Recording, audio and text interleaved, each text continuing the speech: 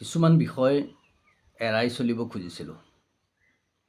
বিশেষকৈ এই যে লাভ জিহাদৰ প্ৰসংগটো বা মুছলমান ল'ৰাৰ লগত মুছলমান মানুহৰ লগত হিন্দু ছোৱালী বোৱাৰী অসমীয়া ছোৱালী বোৱাৰীৰ সম্পৰ্কৰ বিষয়টো। কাৰণ আমি যেতিয়া কথাটো কওঁ তেতিয়া বিভিন্ন ধৰণৰ বেয়া মন্তব্য আহে। তেতিয়া এনেকুৱা লাগে যেন সমাজৰ আটাইতকৈ বিভেদকামী বিচ্ছিন্নতাবাদী মানুহবোৰ আমিয়েই।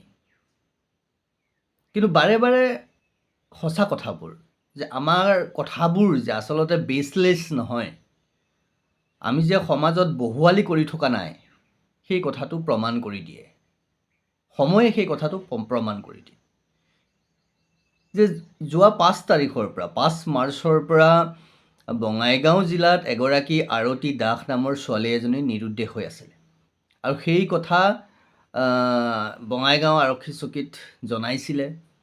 যিগৰাকী ছোৱালীৰ নিৰুদ্দেশ হৈ আছিলে আৰতী দাসৰ দেউতাক জগন্নাথ দাসে।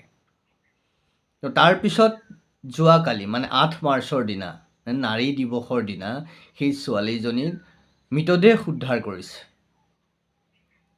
এজাহাৰ দিয়া হৈছিলে 5 মাৰ্চৰ দিনা। আৰু যিজন আকৌ কোইনচিডেণ্টলি, এতিয়া কোইনচিডেণ্ট বুলি ক'ব নে পৰিকল্পিত বুলি ক'ব, কোনোবা সৰফৰাজ হুছেইন, পুনৰ এবাৰ সৰফৰাজ হুছেইন আলী ৰহমান, এই যে অৰ্ণামাই বৰাৰ পিছত 2021 চনৰ নিৰ্বাচনত অসমৰ মুখ্যমন্ত্ৰী মাননীয় হিমন্ত বিশ্ব শৰ্মাই বহুত ক'লে, অৰ্ণামাই বৰাৰ ন্যায় বিচাৰিলে,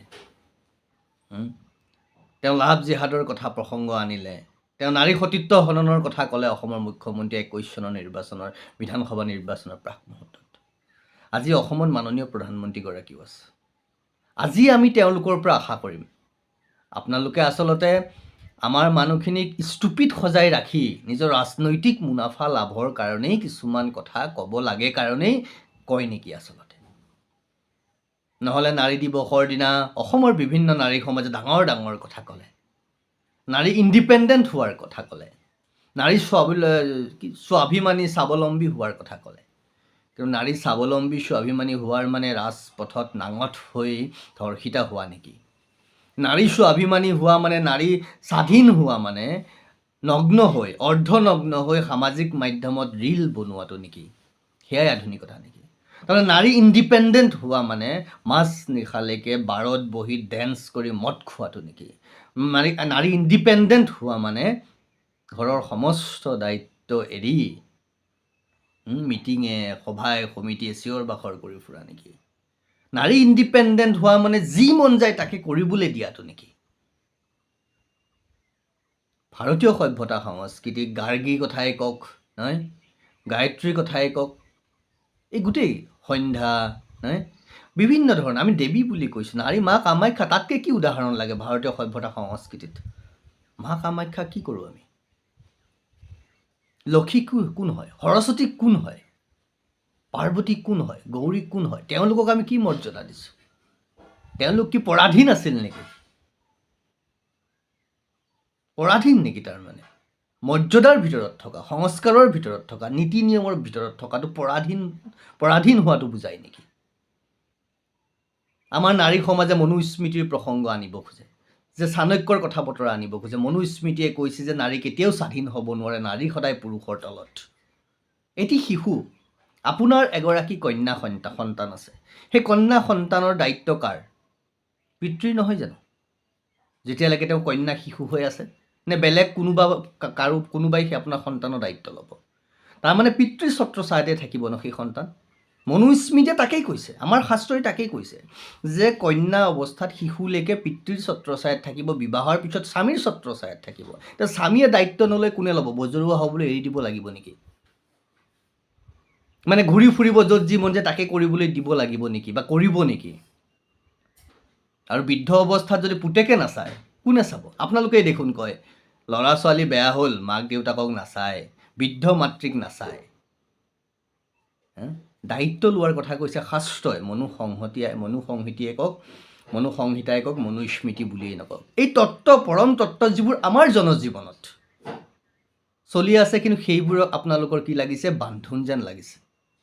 নকওঁ বুলি ভাবিও এইকাৰণে কৈছোঁ কথাখিনি, কাৰণ আমি যেতিয়া এই প্ৰসংগটো আনো তেতিয়াই বিভিন্নজনে কয়, দেখিছোঁ সামাজিক মাধ্যমত বহুত আজিকালি ছ'চিয়েল মিডিয়া এক্টিভিষ্ট ওলাই গৈছে, আমাক তিৰস্কাৰ কৰিব যে ধৰ্ম নিৰপেক্ষতাৰ নামত, সহনশীলতাৰ নামত, আধুনিকতাৰ নামত, লিবাৰেলিজিমৰ নামত।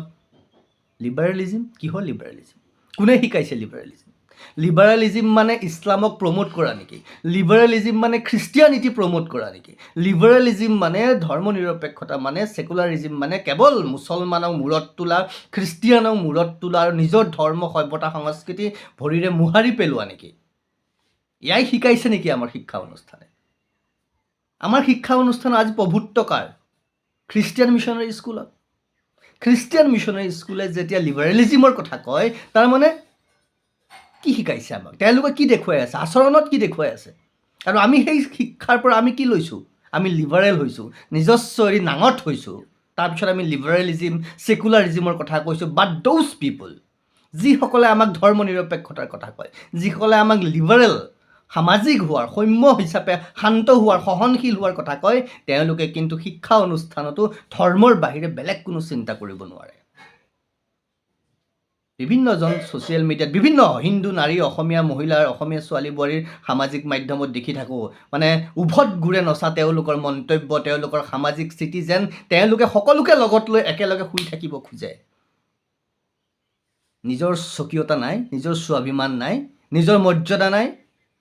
সেইকাৰণে নকওঁ বুলি ভাবোঁ এই বিষয়টো, যে অসমৰ নাৰীয়ে, ভাৰতীয় নাৰীয়ে, হিন্দু ছোৱালী বোৱাৰীয়ে, অসমীয়া ছোৱালী বোৱাৰীয়ে যদি নিজৰ মৰ্যাদা নিজেই ৰাখিব নোৱাৰে, তেতিয়াহ'লে এনেকেই মৰিবলৈ এৰি দিব লাগে। কিন্তু কি কৰিব?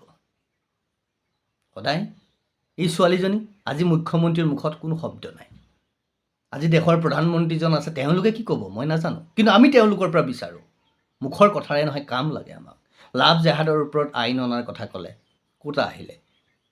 21 চনৰ ইলেকশ্যন শেষ, নিৰ্বাচন শেষ, অসমৰ মুখ্যমন্ত্ৰী এজনক খেদি আন এজন অসমৰ মুখ্যমন্ত্ৰী হ'ল, তাৰপিছত গালো বালো খোলাকটিৰ তাল।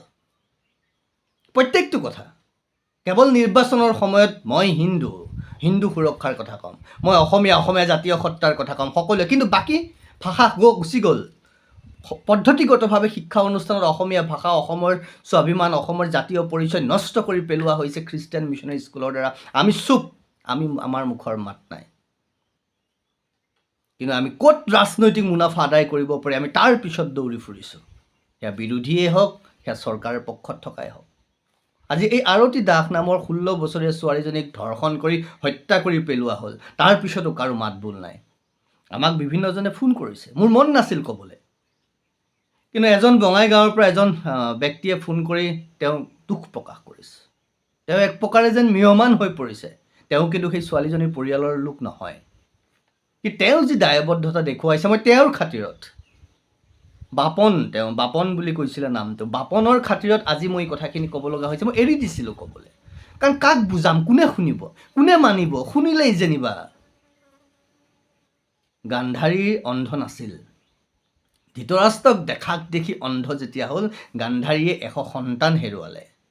কুৰুক্ষেত্ৰ যুদ্ধৰ কাৰ লাভ হ'ল, কাৰ ক্ষতি হ'ল, সেইবোৰ আপোনালোকে বিচাৰ কৰিব, কিন্তু আটাইতকৈ বেছি যদি কাৰোবাৰ হ'ল, গান্ধাৰীৰ ক্ষতি হ'ল। তেওঁ 100 সন্তান হেৰুৱালে, আৰু আজি আমি এই সমাজখনত ছেকুলাৰিজিমৰ নামত, লিবাৰেলিজিমৰ নামত গান্ধাৰীৰ দৰে চকুত কাপোৰ বান্ধি লৈছোঁ, কিন্তু ক্ষতি হৈ আছে আমাৰ, আমি আজিও অনুভৱ কৰিব পৰা নাই। মহাভাৰতৰ পৰা শিকক, মহাভাৰতৰ পৰা শিকক। নিজৰ প্ৰকৃত স্বৰূপ আঁতৰাই, নিজৰ প্ৰকৃত চৰিত্ৰ এৰি যদি আপুনি বেলেগ ৰূপ লয়, ৰামায়ণে কৈছে কি বুলি? শূৰ্পণখা, ৰাক্ষসৰ স্বৰূপ এৰি মোহিনী বা সুন্দৰী মহিলাৰ স্বৰূপ লৈছিলে।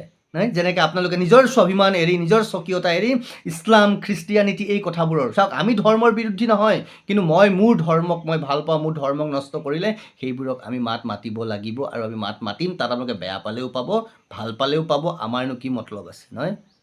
নিজৰটো এৰি আনৰ স্বৰূপ গ্ৰহণ কৰাৰ কাৰণে শূৰ্পণখাৰ নাক কাণ কাটা গ'ল। নিজৰ স্বৰূপ এৰি আনৰ স্বৰূপ লোৱাৰ কাৰণে পুতনাক শ্ৰীকৃষ্ণই বধ কৰিব লগা হ'ল। ইমানো বুজি নাপায়। এইখিনি কেনেকৈ বুজি পাব? পঢ়িলেহে, জানিলেহে, অধ্যয়ন কৰিলেহে। অসমীয়া নাৰী সমাজক কৈছোঁ, ভাৰতীয় নাৰী সমাজক কৈছোঁ, কি হ'ল আপোনালোকৰ? ইমান যোগ্য লোকৰ অভাৱ নেকি নিজৰ সমাজত? অনুভৱ কৰক, কিমান এৰি দিব এনেকৈ? অৰ্ণামাই বৰা, আকৌ সেইদিনা গোৱালপাৰাৰ এগৰাকী, আজি আৰতী দা, কাইলৈ আৰু কোনোবা হ'ব, কাইলৈ আপুনিও হ'ব, যিসকলে এই সামাজিক মাধ্যমত আহি চেল বেলাই ফুৰে, সমন্বয়ৰ কথা কয়, সম্প্ৰীতিৰ কথা কয়, ছেকুলাৰিজিম, লিবাৰেলিজিমৰ কথা কয়, all this convert school modern product, west product, actually west product of this convent education system. আপোনালোকে এই কথাবোৰ কৈ আপোনালোকে সমাজখন নষ্ট কৰিছে, কাৰণ নিজস্ব এৰি আনক দেখি নাঙঠ হৈ চালে বেৰে কি ক'ব, ক'বলৈও বেয়াকৈ ওলাই, বহু কথা নকওঁ দিয়ক। তথাপিও অসমৰ মুখ্যমন্ত্ৰীলৈ আমি আহ্বান কৰিছোঁ, পুলিচক জনালে 5 তাৰিখে, কিন্তু বঙাইগাঁও পুলিচে একো নকৰিলে বুলি অভিযোগ কৰিছে। কি কৰিলে? বৰ ডাঙৰ ডাঙৰ কথা কয়। মাননীয় আৰক্ষী সঞ্চালক প্ৰধান মহোদয়ক আমি আহ্বান কৰিছোঁ, অকণমান এই বিষয়বোৰো চকু দিয়ক। জানো আপুনি কৰি আছে যথেষ্টখিনি, আৰু কিন্তু কৰিবলগীয়া আছে।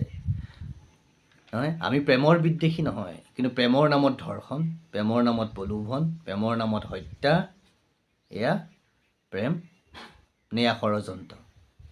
নে সমাজত সনাতন সভ্যতা সংস্কৃতি নষ্ট কৰাৰ ষড়যন্ত্ৰ? আৰু এইটোকে লৈ, সংবেদনশীল বিষয়টোক লৈ কোনোবা ৰাজনৈতিক বহুৱাই ৰাজনৈতিক মুনাফা আদায় কৰিব খুজিছে। ভাষা শেষ, ক'ত গ'ল ক'বলগীয়া নাই, কিন্তু আমাৰ জাতিৰ ৰক্ষাৰ কথা কোৱা সেইসকলে, মহাপুৰুষসকলে সেই জাতিকে পণ্য সামগ্ৰী সজাই আজি নিজৰ ৰাজনৈতিক ক্ষমতা লাভৰ অংক কৰিছে। কৰক আপোনালোকৰ ৰাজনৈতিক ক্ষমতা লাভত, আমাৰ ক'বলগীয়া একো নাই, কিন্তু জাতিটোক, ধৰ্মটোক পণ্য সামগ্ৰী নসজাব। আমাৰ ছোৱালী বোৱাৰীক এইদৰে মৰিবলৈ এৰি নিদিব। নাৰী সুৰক্ষা দিৱসৰ দিনা, নাৰী দিৱসৰ দিনা এগৰাকী নাৰীৰ এই অৱস্থা, মই লাজ পাইছোঁ আৰু মই দুখ পাইছোঁ। সেইকাৰণে কৈছোঁ, কৰিবতো আমি একো নোৱাৰোঁ। আমি কেৱল আপোনালোকৰ আগত বিষয়টো উপস্থাপন কৰিব পাৰোঁ। যোগ্য সমাজে বিষয়টো বিবেচনা কৰি উচিত সিদ্ধান্ত গ্ৰহণ কৰিব বুলি ভাবিছোঁ। ধন্যবাদ।